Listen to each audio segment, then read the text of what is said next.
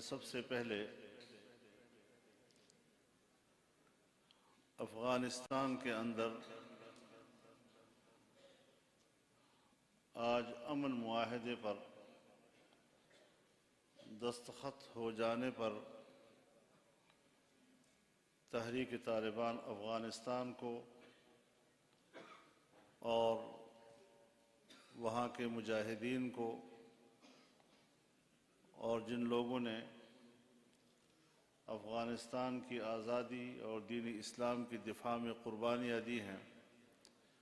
ان سب کو مبارکباد پیش کرتا ہوں۔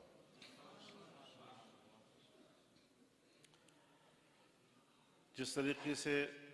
خود ان کی قیادت نے بھی زور دے کر یہ بات کی ہے کہ اس موقع پر افغانستان کے امن کو ہمارے درمیان اولویت ہونی چاہیے، اس کو کسی کی فتح اور شکست کا نام دے کر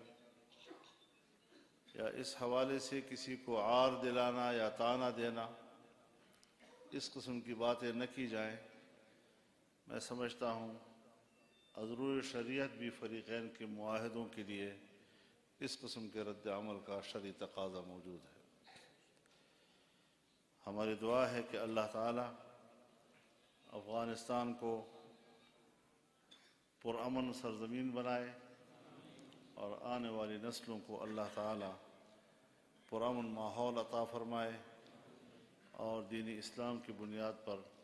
آزادی کی زندگی ان کو نصیب فرمائے۔